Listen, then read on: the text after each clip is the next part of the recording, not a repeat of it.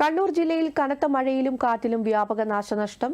കോളയാട് പെരുവയലിൽ വീടിന് മുകളിൽ മരം വീണ് വയോധികൻ മരിച്ചു. പഴയങ്ങാടിക്കടുത്ത് പാലക്കോട് തോണി മറിഞ്ഞ ഒരാളെ കാണാതായി. വിവരങ്ങളുമായി KO ശശിധരൻ ചേരുന്നു. ശശിധരൻ, കണ്ണൂർ ജില്ലയിൽ ശക്തമായ മഴ തുടരുകയാണോ? എന്താണ് നിലവിലെ മഴ സാഹചര്യം? സൈമ, ഇന്നലെ അർദ്ധരാത്രിയിലും അതോടൊപ്പം തന്നെ പുലർച്ചെയും വീശിയടിച്ച അതിശക്തമായ കാറ്റിൽ ജില്ലയിൽ പലയിടങ്ങളിലും വലിയ തോതിലുള്ള നാശനഷ്ടമാണ് ഉണ്ടായിട്ടുള്ളത്.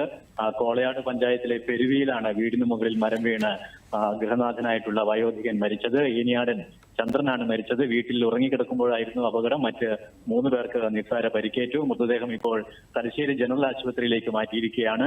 അതുപോലെ പഴയങ്ങാടിക്കടുത്ത് പാലക്കോട് തോണിമറിഞ്ഞ ഒരാളെ കാണാതായിട്ടുണ്ട്. ചൂട്ടാട് പാലക്കോട് അഴിമുഖത്ത് പുലർച്ചെയായിരുന്നു അപകടം.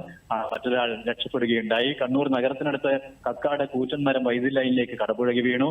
അതുപോലെ തന്നെ തളിപ്പറമ്പ്, തൃച്ചംബരം, ചെർക്കുള, വെള്ളാരംപാറ, വളക്കൈ, മുയ്യം, വരടൂൽ, പ്ലാത്തോട്ടം, പാലേരിപ്പറമ്പ്, ഉടുവള്ളി എന്നിവിടങ്ങളിലും കല്യാശ്ശേരി, കണ്ണപുരം, ചെറുകുന്ന് എന്നിവിടങ്ങളിലും വലിയ തോതിൽ നാശനഷ്ടം ഉണ്ടായിട്ടുണ്ട്. റോഡിൽ വീണ മരങ്ങൾ അഗ്നിരക്ഷാസേന മുറിച്ചുമാറ്റി. ജില്ലയിൽ പലയിടങ്ങളിലും വൈദ്യുതി വിതരണം തടസ്സപ്പെട്ടിരിക്കുകയാണ്. കണ്ണൂർ പള്ളിക്കുന്ന് സെൻട്രൽ ജയിലിന് സമീപം ദേശീയപാതയിൽ കൂറ്റൻ തേക്കുമരം മുറിഞ്ഞു വീണു. ഇതേ തുടർന്ന് കണ്ണൂർ കാസർഗോഡ് ദേശീയപാതയിൽ 1 മണിക്കൂറോളം ഗതാഗതം സ്തംഭിച്ചു. അതുപോലെ തന്നെ രാവിലെ 9:15 മരം മുറിച്ചു നീക്കി ഗതാഗതം പൂർണ്ണമായി പുനഃസ്ഥാപിച്ചിരിക്കുകയാണ്. സൈമ. ശരി ശശിധരൻ, വ്യക്തമാണ്. കണ്ണൂർ ജില്ലയിൽ ശക്തമായ മഴയിൽ കനത്ത നാശനഷ്ടമാണ് ഉണ്ടായിട്ടുള്ളത്. വിവരങ്ങൾ നൽകിയത് KO ശശിധരനായിരുന്നു.